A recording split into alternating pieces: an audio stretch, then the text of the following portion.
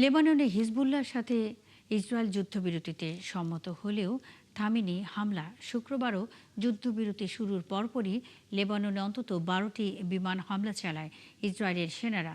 তবে লেবানন সহ সব ফ্রন্টে যুদ্ধবন্ধের বিষয়ে যুক্তরাষ্ট্র কথা দিয়েছে এবং দায়িত্ব নিয়েছে বলে জানিয়েছেন ইরানের পররাষ্ট্রমন্ত্রী আব্বাস আরাকচি। এদিকে ইসরায়েল যুদ্ধবিরতির শর্ত মানবে বলে যুক্তরাষ্ট্রের কাছে থেকে নিশ্চয়তা পেলেই ইরান আলোচনা এগিয়ে নেবে বলে জানিয়েছেন দেশটির উপপররাষ্ট্রমন্ত্রী। সৃষ্টি ঘটকের রিপোর্ট। লেবাননে হামলা বন্ধ করায় ইসরায়েলের সঙ্গে সম্পর্কের অবনতি হচ্ছে যুক্তরাষ্ট্রের। অনেক প্রচেষ্টার পর ইরান যুক্তরাষ্ট্র সমঝোতায় পৌঁছালেও লেবাননে হামলা না থামায় সুইজারল্যান্ডে আলোচনাও ভেস্তে যায়। এরপর যুক্তরাষ্ট্র জানায় ইসরায়েল লেবাননে হিজবুল্লাহর বিরুদ্ধে যুদ্ধ বন্ধে রাজি হয়েছে এবং শুক্রবার স্থানীয় সময় 4টা থেকে সেটি কার্যকর হবে। কিন্তু 4টার পরপরই লেবাননের বিভিন্ন জায়গায় অন্তত 12 দফা হামলা চালায় বেনিয়ামিন নেতানিয়াহুর বাহিনী। হামলাগুলো লেবাননের নাবাতিয়ে, জাবাল আল রাফি, আল রাইহান সহ বিভিন্ন এলাকায় একযোগে চালানো হয়। একই সঙ্গে কিছু জায়গায় আলাদাভাবে গোলাবর্ষণের ঘটনাও ঘটেছে। এতে বিভ্রান্ত হয়ে পড়েন ওইসব এলাকার বেসামরিক মানুষজন। যুদ্ধবিরতির বাস্তব কার্যকারিতা নিয়ে নতুন করে প্রশ্ন উঠেছে। এদিকে ইসরায়েলি সেনাবাহিনীর মুখপাত্র জানিয়েছেন, দক্ষিণ লেবাননে যে কোনো ধরনের হুমকির জবাব দিতে এবং হিজবুল্লাহর বিরুদ্ধে অভিযান চালাতে তাদের অপারেশনাল স্বাধীনতা বজায় থাকবে। তবে ইসরায়েলকে লেবাননে হামলা বন্ধ করাতে এবং সব ফ্রন্টে মার্কিন হামলা বন্ধে প্রেসিডেন্ট ডোনাল্ড ট্রাম্প তেহরানকে কথা দিয়েছে এবং দায়িত্ব নিয়েছে বলে জানিয়েছেন ইরানের পররাষ্ট্রমন্ত্রী আব্বাস আরাকচি। একই সঙ্গে দেশটির উপপররাষ্ট্রমন্ত্রী বলেছেন, তেহরান ওয়াশিংটনের সঙ্গে আলোচনায় রাজি আছে। তিনি বলেন, ট্রাম্প যদি নিজের কথা রাখেন এবং ইসরায়েলকে থামাতে পারেন তাহলে যুক্তরাষ্ট্রের সঙ্গে কূটনৈতিক আলোচনা চালিয়ে নিতে তেহরান প্রস্তুত।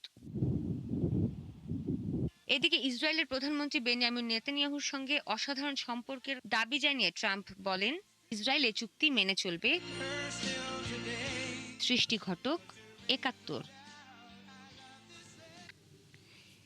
ইরানের সঙ্গে সম্প্রতি যুক্তরাষ্ট্র যে চুক্তি করেছে এটিকে ২০১৫ সালে বারাক ওবামার করা উক্তির চেয়ে অনেক বেশি উন্নত ও কার্যকর বলে দাবি করেছেন মার্কিন প্রেসিডেন্ট ডোনাল্ড ট্রাম্প। তবে তার এই দাবির বিপক্ষে গিয়ে বিরোধীরা বলছেন, ট্রাম্প ওবামার তুলনায় ইরানকে অনেক বেশি সুবিধা দিয়েছেন এবং বিনিময়ে খুব সামান্যই অর্জন করতে পেরেছেন। বাস্তবেও এই দুই চুক্তির তুলনা করলে দেখা যায় এতে রয়েছে আকাশ পাতাল তফাৎ। বিস্তারিত সৃষ্টি ঘটকের রিপোর্টে।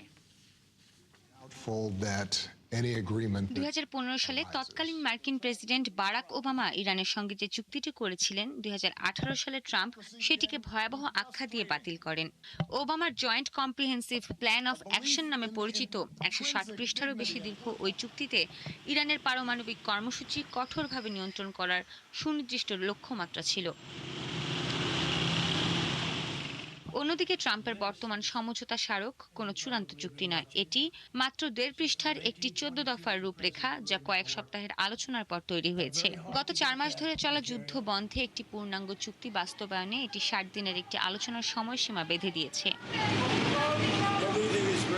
ওবামার আলোচনাটি ছিল দ্বিপাক্ষিক।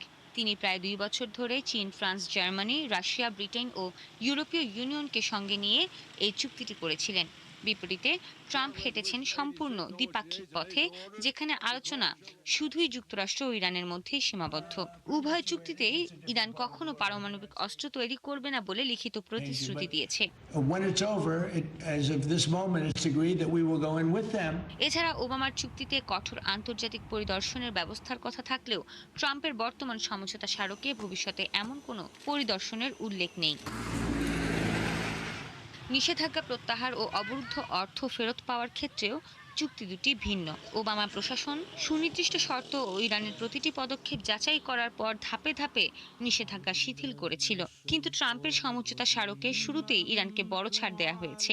এর ফলে ইরান অবিলম্বে তেল রপ্তানির সুযোগ পাচ্ছে। এছাড়া বিলিয়ন বিলিয়ন ডলারের জব্দ করা অর্থ ফেরত দেওয়ারও পথটি উন্মুক্ত করেছে, যার সুনির্দিষ্ট সময়সীমা এখনও অস্পষ্ট। এমনকি ট্রাম্প প্রশাসন ইরানের অর্থনৈতিক উন্নয়নের জন্য মধ্যপ্রাচ্যের মিত্রদের সঙ্গে নিয়ে $300 বিলিয়ন একটি তহবিল গঠনের কথা বলেছে, যার শর্তাবলী এখনো ধোঁয়াশার মধ্যেই রয়ে গেছে।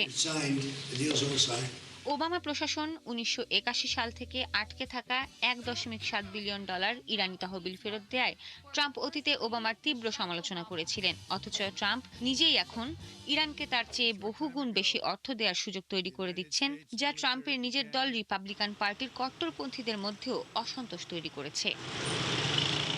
সৃষ্টি ঘটক, ৭১।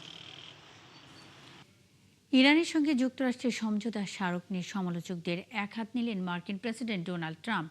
ট্রুথ সোশ্যালে দেয়া এক পোস্টে ট্রাম্প দাবি করেন, যুদ্ধের কারণে ব্যাপকভাবে দুর্বল হয়ে পড়েছে ইরান।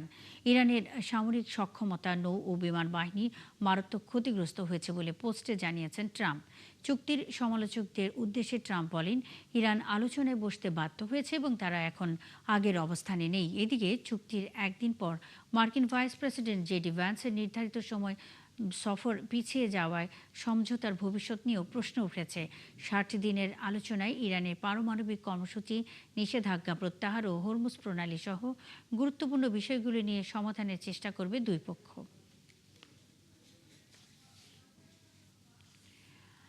যুক্তরাজ্যের বেডফোর্ডের কাছে দুই ট্রেনের সংঘর্ষে একজন নিহত হয়েছেন, আহত হয়েছেন প্রায় ৯০ জন যাত্রী। ব্রিটিশ ট্রান্সপোর্ট পুলিশ জানিয়েছে, শুক্রবার লন্ডনের প্রায় ১০০ কিলোমিটার উত্তরে রেল লাইনে এই দুর্ঘটনা ঘটে। সংঘর্ষের পর ঘটনাস্থলে পৌঁছে উদ্ধার কাজ শুরু করে জরুরি সেবার কর্মীরা। আহতদের মধ্যে ৩০ জনের বেশি গুরুতর অবস্থায় রয়েছেন বলে জানিয়েছে east of England ambulance service. সামাজিক যোগাযোগ মাধ্যমে প্রকাশিত ভিডিওতে দেখা গেছে, একটি ট্রেনের সামনের অংশ আরেকটি ট্রেনের পেছনের অংশের সঙ্গে আটকে আছে। দুর্ঘটনার কারণ জানতে তদন্ত শুরু করেছে কর্তৃপক্ষ। যুক্তরাজ্যের পরিবহন মন্ত্রী হেইডি আলেকজান্ডার ঘটনাটিতে গভীর উদ্বেগ প্রকাশ করেছেন। পাকিস্তানের অভ্যন্তরে বিমান হামলা চালানোর দাবি করেছে আফগানিস্তান। দেশটির প্রতিরক্ষা মন্ত্রণালয় জানিয়েছে, বেলুচিস্তান ও খাইবার পাখতুনখোয়া প্রদেশে সশস্ত্র গোষ্ঠী ও গোয়েন্দা চক্রের কথিত আস্তানা লক্ষ্য করে এই হামলা চালানো হয়েছে। আফগানিস্তানের দাবি, এসব স্থাপনা তাদের বিরুদ্ধে হামলার পরিকল্পনায় ব্যবহৃত হচ্ছিল। তবে পাকিস্তান এই অভিযোগ প্রত্যাখ্যান করেছে। ২০২১ সালে তালেবান ক্ষমতায় আসার পর থেকেই দুই প্রতিবেশী দেশের সম্পর্কের অবনতি হয়েছে। টিটিপি যোদ্ধাদের আশ্রয় দেওয়ার অভিযোগ করে আসছে পাকিস্তান, যদিও তা অস্বীকার করেছে কাবুল। সাম্প্রতিক হামলা দুই দেশের ভঙ্গুর যুদ্ধবিরতিতে নতুন করে উত্তেজনা তৈরি করেছে। চীনের মধ্যস্থতায় শান্তি প্রতিষ্ঠার চেষ্টা চললেও এখনও স্থায়ী সমাধান হয়নি।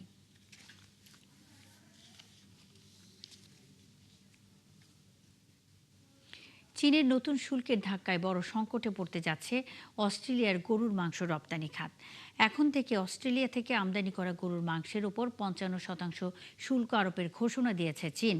অস্ট্রেলিয়ার বার্ষিক শুল্কমুক্ত ২,৫,০০০ টন গরুর মাংসের কোটা শেষ হয়ে যাওয়া দেশটির রপ্তানিকারকদের উপর এই সিদ্ধান্তের কথা জানিয়েছে বেইজিং। এর ফলে শনিবার থেকে অস্ট্রেলিয়া থেকে আমদানি করা গরুর মাংসের উপর অতিরিক্ত ৫৫% শুল্ক কার্যকর হবে বলে জানিয়েছে চীন কর্তৃপক্ষ। তবে অস্ট্রেলিয়ান মিট ইন্ডাস্ট্রিজ কাউন্সিল জানিয়েছে, চলতি বছরের নির্ধারিত কোটা ৬ মাসেরও কম সময়ে শেষ হয়ে গেছে, যার ফলে বছরের বাকি সময় চীনের বাজারে অস্ট্রেলিয়ার গরুর মাংস রপ্তানিতে বড় ধরনের চাপ তৈরি হবে। এদিকে ২০২৬ সালের ১ জানুয়ারি থেকে চীন ৩ বছরের জন্য বৈশ্বিক আমদানি কোটা ব্যবস্থা চালু করে। বেইজিংয়ের দাবি, দেশীয় কৃষকদের সুরক্ষা এবং অতিরিক্ত সরবরাহের সংকট সামাল দিতে এই পদক্ষেপ। কঙ্গোর পূর্বাঞ্চলের বুনিয়ার কিগঞ্জে ক্যাম্পে ইবোলা ভাইরাসের মতো উপসর্গ নিয়ে মারা গেছেন ৩০ জন। মৃতদের অনেকেরই ছিল জ্বর, মাথা ব্যথা ও বমির মতো লক্ষণ। ক্যাম্প কর্তৃপক্ষ বলছে, চলতি সপ্তাহে মারা গেছেন অন্তত ১০ জন। অথচ স্বাভাবিক সময়ে এই ক্যাম্পে মাসে ১ থেকে ৩ জনের বেশি মৃত্যু হতো না। প্রায় ১৫,০০০ মানুষের এই ক্যাম্পে স্বাস্থ্য পরীক্ষা ও স্যানিটেশন সংকট পরিস্থিতিকে আরও ভয়াবহ করে তুলেছে। ৫ জনের নমুনা সংগ্রহ করা হয়েছে, এখন অপেক্ষা করা হচ্ছে পরীক্ষার ফলের জন্য। ত্রাণ সংস্থাগুলোর আশঙ্কা, দ্রুত ব্যবস্থা না নিলে কঙ্গোর পূর্বাঞ্চলের লাখো বাস্তুচ্যুত মানুষের মধ্যে ইবোলা ছড়িয়ে পড়তে পারে। দক্ষিণ আমেরিকার দেশ বলিভিয়ায় টানা ৫০ দিনের বিক্ষোভে থমকে গেছে স্বাভাবিক জীবনযাত্রা। অর্থনৈতিক সংকট, জ্বালানি ঘাটতি ও নিত্যপণ্যের দাম বাড়ার প্রতিবাদে শুরু হওয়া আন্দোলন এখন রূপ নিয়েছে বড় ধরনের রাজনৈতিক অস্থিরতায়। রাজধানী লাপাজ সহ গুরুত্বপূর্ণ শহরগুলোতে সরবরাহ ব্যবস্থা ভেঙে পড়ায় দেখা দিয়েছে খাদ্য, ওষুধ ও জ্বালানি সংকট। বিস্তারিত নাহিদা রিন্থির প্রতিবেদনে। বলিভিয়া দীর্ঘস্থায়ী রাজনৈতিক অস্থিরতা রূপ নিয়েছে বড় ধরনের মানবিক সংকটে। বিক্ষোভের 50 দিন পার হলেও পরিস্থিতির কোনো বদল হয়নি। এপ্রিলের শেষ দিক থেকে শুরু হওয়া এই আন্দোলনে অংশ নিয়েছেন খনি শ্রমিক, শিক্ষক, কৃষক সহ বিভিন্ন শ্রেণী পেশার মানুষ এবং সাবেক বামপন্থী প্রেসিডেন্ট ইভো মোরালেসের সমর্থকরা। রাজধানী লাপাজ, এল আল্ট্রো আর কোচাবাম্বা শহরে সড়ক অবরোধের কারণে আটকে গেছে নিত্য প্রয়োজনীয় পণ্যের সরবরাহ। ফলে দেখা দিয়েছে খাদ্য, ওষুধ ও জ্বালানি সংকট। বেড়ে গেছে সাধারণ মানুষের জীবনযাত্রার খরচ। সবকিছুর দাম বেড়ে গেছে, আমরা আসলে আর পারছি না, কিন্তু এটা করা ছাড়াও আমাদের আর কোনো উপায় ছিল না। এদিকে নিম্নমানের পেট্রোল আমদানির অভিযোগে পরিস্থিতি আরও উত্তপ্ত হয়ে ওঠে। পরিবহন শ্রমিকদের ধর্মঘট ছড়িয়ে পড়ে বিভিন্ন অঞ্চলে। পরিবহন খাতের নেতা লুইস জিমেনেজ বলেন, সংকট এখন শুধু অর্থনৈতিক ক্ষতির মধ্যে সীমাবদ্ধ নেই, মানুষের জীবন রক্ষা নিয়েও সবচেয়ে বড় উদ্বেগ তৈরি হয়েছে। আমরা বলিভিয়া রাষ্ট্রের প্রাকৃতিক সম্পদকে বেসরকারীকরণ এবং আন্তর্জাতিক স্বার্থের হাতে তুলে দেওয়ার যে কোনো প্রচেষ্টাকে প্রত্যাখ্যান করি। বিক্ষোভের কারণে ব্যবসা বন্ধ রাখতে বাধ্য হচ্ছেন অনেক ব্যবসায়ী। বন্ধ হয়েছে রেস্তোরাঁ সহ বিভিন্ন দোকানপাট। এরই মধ্যে আন্দোলনের কারণে দেশটির অর্থনৈতিক ক্ষতি হয়েছে অন্তত $200 কোটি, আর একই সময়ের মধ্যে রপ্তানি কমেছে প্রায় $50 কোটি। এখন এখানে কেউ আসে না। আমি 1.5 মাসেরও বেশি সময় ধরে দোকান খুলিনি। আমার অধীনে 9 জন কর্মচারী ছিল। দুর্ভাগ্যবশত আমাকে তাদের ছুটি নিতে বলতে হয়েছে। বুধবার সামাজিক নেতাদের সঙ্গে বৈঠক করেছেন প্রেসিডেন্ট রদ্রিগো পাজ। বৈঠকে তিনি সংঘাত নয়, সংলাপ ও শান্তিপূর্ণ সমাধানের আহ্বান জানান। তবুও কবে নাগাদ স্বাভাবিক হবে পরিস্থিতি, তা এখনো অনিশ্চিত। নাহিদা রিন্থি, 71। মাত্র 4 বছর বয়সে ফ্যাশন ডিজাইনার হওয়ার ইচ্ছা প্রকাশ করে বাবা মায়ের কাছে। তবে তখন হয়তো কেউ ভাবেনি সেই শিশুই একদিন প্যারিসের বিখ্যাত রানওয়েতে নিজের তৈরি পোশাক নিয়ে হাজির হবে।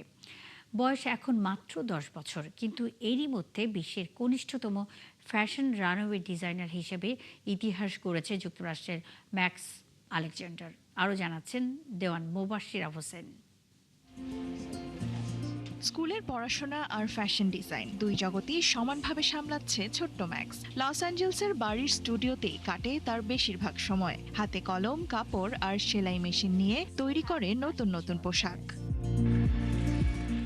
মাত্র 7 বছর বয়সে পেশাদারভাবে ডিজাইন শুরু করা ম্যাক্স 2026 সালের মার্চে প্যারিস ফ্যাশন উইকে নিজের 15টি পোশাকের কালেকশন উপস্থাপন করে। বিশ্বের অন্যতম বড় ফ্যাশন মঞ্চে নিজের ডিজাইনের পোশাক দেখে উচ্ছ্বসিত এই ক্ষুদে ডিজাইনার। প্যারিসের সবচেয়ে কম বয়সী ফ্যাশন ডিজাইনার হিসেবে অংশ নিয়ে এটা দারুণ মজা ছিল। আমার 15টি পোশাকের শো ছিল, পুরো অভিজ্ঞতাই অসাধারণ। রানওয়েতে দর্শকের প্রশংসা আর হাততালিও আত্মবিশ্বাস বাড়িয়েছে ম্যাক্সের। 4 বছর বয়সে কিভাবে ডিজাইনের প্রতি আগ্রহ তৈরি হয়েছিল সেটিও পরিষ্কার মনে নেই তার। তবে ফ্যাশনকে সে দেখে সৃজনশীলতার এক বিশাল জগৎ হিসেবে।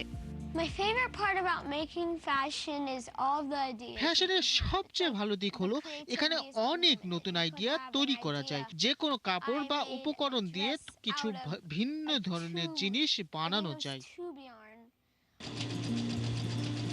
ফাস্ট ফ্যাশনের কারণে পরিবেশের ক্ষতি নিয়েও সচেতন এই ক্ষুদে ডিজাইনার। তার মতে এমন পোশাক ব্যবহার করা উচিত যা দীর্ঘদিন টিকে থাকে। পুরনো বা সহজে নষ্ট হয়ে যায় এমন উপকরণ ব্যবহার করে তৈরি করে নতুন পোশাক।